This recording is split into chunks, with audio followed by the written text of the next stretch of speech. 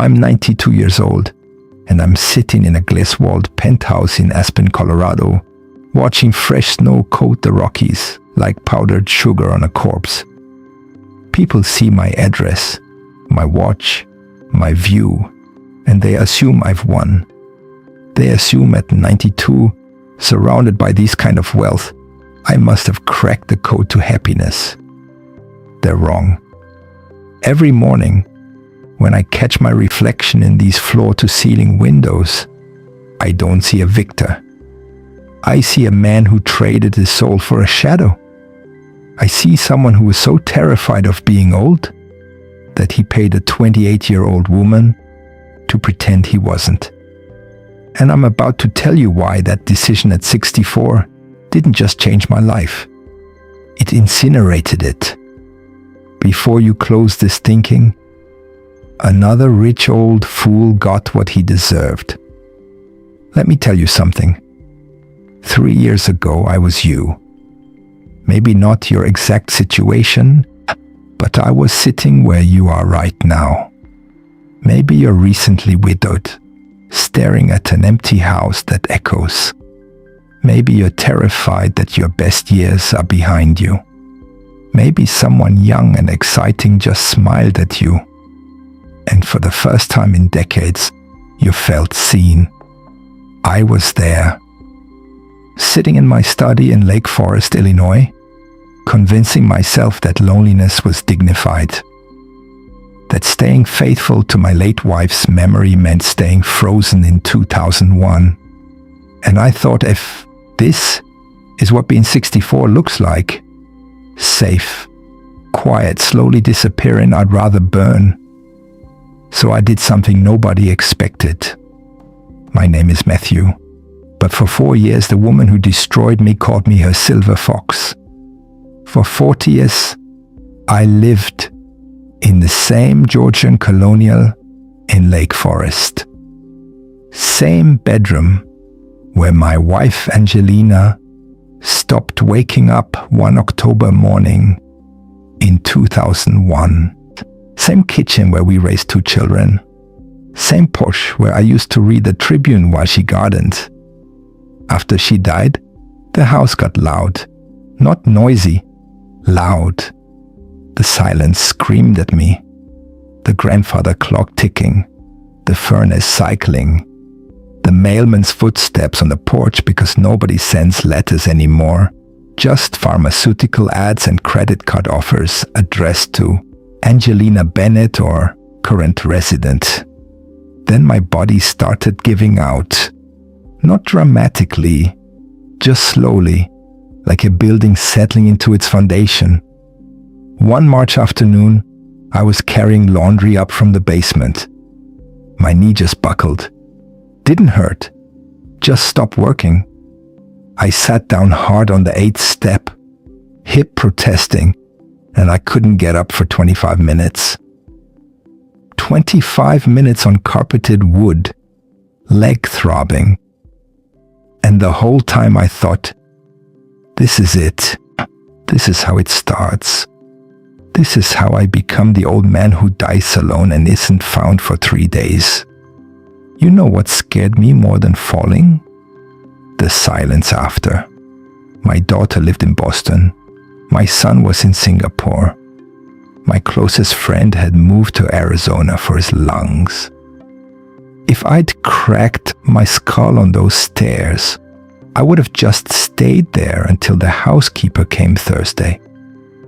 That's when my children started using words like concerned and options. My daughter Jennifer sent me brochures, retirement communities, active adult living, places with names like Sunrise Meadows and Heritage Oaks, where people my age played shuffleboard and died quietly between dinner and dessert. I visited one, once. The place was in Wilmette, 20 minutes from my house. The residents sat in the common room watching Jeopardy at 3 p.m. There was a scheduled cocktail social on Fridays. Scheduled. Like spontaneity was a fire hazard. An 82-year-old woman in a cardigan grabbed my hand in the hallway. Her fingers were ice cold. "Are you new?" she asked. "Just visiting," I said. She leaned close, breath smelling like dentures and desperation. "Good," she whispered. "Don't sign the papers. Once you're in, you just wait. That's all we do here. We wait." I left that day and told Jennifer, absolutely not. But here's the problem. I couldn't stay in Lake Forest alone. I couldn't. The stairs were too steep. The house was too big. The silence was too loud. And every morning I woke up more terrified that I was disappearing into irrelevance. So what do you do when every safe option feels like giving up? You make a choice that sounds completely insane. I met Rose at an art gallery opening in River North, Chicago, March 2003. I'd gone because my late wife loved art, and I thought maybe walking through a gallery would make me feel close to her again.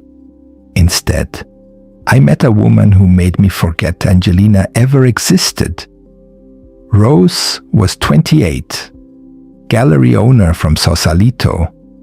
She wore a black dress that cost more than my monthly mortgage and smelled like sandalwood and something expensive I couldn't name.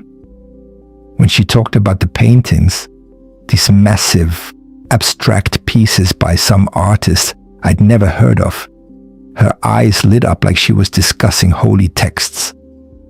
She looked at me, actually looked at me, not through me, the way younger people usually did. "You have good taste," she said, watching me study a painting. "I have a checkbook," I replied. "Not sure that's the same thing." She laughed. Actually laughed. Finally, someone honest. We had coffee, then dinner. Then she invited me to an opening in Sausalito the following month. I thought it was insane. I was 64, she was 28. But when I was with her, I didn't feel 64. I felt 40. I felt alive. I felt seen. My children hated her immediately. Jennifer called her that woman. My son refused to meet her at all. They used words like inappropriate and midlife crisis and concerned about your judgment. I ignored them because for the first time since Angelina died, I wasn't just existing. I was living. That's what I told myself anyway. The conflict didn't start with a scream. It started with a suggestion. 6 months into our relationship, Rose mentioned that Lake Forest felt stagnant. She said it kindly, over wine at Gibson's Steakhouse. "You've done your time in the suburbs, Matthew. Don't you want to actually live before you die?" Within 4 months, she had me convinced that selling my family estate and moving to Fisher Island, Miami was liberation. I sold the house where I raised my children for $2.3 million. The house where Angelina planted those rose bushes, where my son took his first steps, where my daughter got married in the backyard. I traded 40 years of memories for a high-rise condo with a view of Biscayne Bay and a social calendar that exhausted me. Rose introduced me to her circle. Gallery owners, tech investors, people who summered in the Hamptons and used winter as a verb. I thought I was living a second youth. I thought I was the envy of every man my age. But here's what I didn't see. I wasn't Rose's partner. I was her pivot point, her financial infrastructure, the foundation she built her ambitions on. By the time I was 68, the financial drain was subtle but constant. Rose didn't steal my money. She curated it. She convinced me to invest in a contemporary art fund in Sausalito. "You understand beauty, Matthew. You should profit from it." I wrote a check for $400,000. then a tech startup in Silicon Valley. My friend from Stanford is revolutionizing digital galleries. Ground floor opportunity, another $300,000. Then a wellness retreat center in Scottsdale, owned by one of her yoga instructors. This is the future of luxury, Matthew. We'll make millions. $250,000. I felt like a king. I was bankrolling the most vibrant, beautiful woman in the room, at galas in Manhattan and art fairs in Basel. Men my age looked at me with envy. Young men looked at me with confusion. Rose looked at me with what I thought was love. But it wasn't love. It was inventory management. One afternoon in 2007, I was looking for our Aspen property deed in Rose's home office. She'd convinced me to buy a ski condo for us, even though my knees couldn't handle skiing anymore. I found a folder labeled MB Ventures. Inside were emails, dozens of them, between Rose and the owners of every single investment she'd steered me toward. The art fund? She received a 15% commission on my investment. The tech startup? 20% finder's fee? The wellness retreat? She was a silent partner. I was funding my girlfriend's retirement portfolio while she convinced me we were building our future together. I confronted her that night in our penthouse overlooking Central Park. We had moved to Manhattan by then because Miami had become too provincial for her ambitions. I expected tears, denial, some kind of emotion. Instead, I got ice. She looked at me across our $40,000 Italian dining table and said, "You aren't paying for love, Matthew. You are paying for the illusion of not being old." And I delivered. Every restaurant, every gala, every art opening, men looked at you with a beautiful woman on your arm and thought you'd beaten time. That's what you paid for, and I earned every penny. I should have left that night, packed my things and returned to whatever was left of my old life. But I didn't. I stayed. That's my greatest shame. Not that I was manipulated. Not that I was naive. That I knew the truth and stayed anyway. Because the alternative was worse than being used. The alternative was being alone again. Going back to that silence, that house, that version of myself who was just waiting to die. So I stayed for 4 more years. I watched my net worth dissolve. I watched my self-respect evaporate. I attended events I hated with people who barely tolerated me. I spent my late 60s in nightclubs in South Beach, when my body was screaming for a quiet evening and a book. I paid what I call the youth tax. It wasn't just the money. It was the emotional cost of trying to keep up, of pretending that 3 a.m. bottle service in Miami was fulfilling instead of exhausting, of acting like I enjoyed yacht parties in Newport when I just wanted to sit on a porch and watch birds. My relationship with my children incinerated. I missed my grandson's high school graduation because Rose needed me at the gallery opening in Los Angeles. When my daughter called crying because her marriage was falling apart, I was in Ibiza because Rose wanted to explore the club scene. By 72, I'd become exactly what my children feared, a cautionary tale. A man who chose vanity over family, who traded decades of real relationships for a few years of feeling young. Then Rose left, not dramatically, just efficiently. She met a real estate developer from Scottsdale at an art fair in Miami. He was 58, wealthy, still young enough to keep up with her without medication. She moved out of our Tribeca apartment on a Tuesday morning while I was at a doctor's appointment for my blood pressure. She left a note on the kitchen counter. "You were supposed to be a chapter, Matthew, not the whole book. Thank you for the adventures."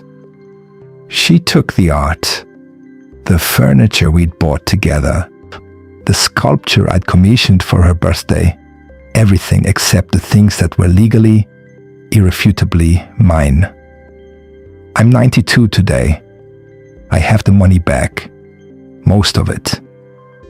My financial advisor managed to recoup some of the investments, and I sold the Aspen condo and the Manhattan apartment. I moved back to a place with mountains and silence, thinking proximity to nature would heal something. It hasn't. I sit in this beautiful glass house completely alone. I have a housekeeper who comes Tuesdays and Fridays, a physical therapist on Wednesdays, a lawyer on retainer. But I don't have family dinners. I don't have grandchildren who call. I don't have friends who remember who I was before Rose. My daughter speaks to me now, briefly, civilly, like I'm a distant relative she's obligated to check on. My son sends emails on my birthday. My grandchildren don't know me at all. I realized too late that a younger flame doesn't keep you warm. It just burns your house down so it can see better. This morning, I received a letter from a law firm in Jupiter, Florida. Rose is naming me in a lawsuit regarding a property we co-signed 15 years ago in Miami. Some tax issue I don't fully understand. Even now, she's not done extracting value from my life.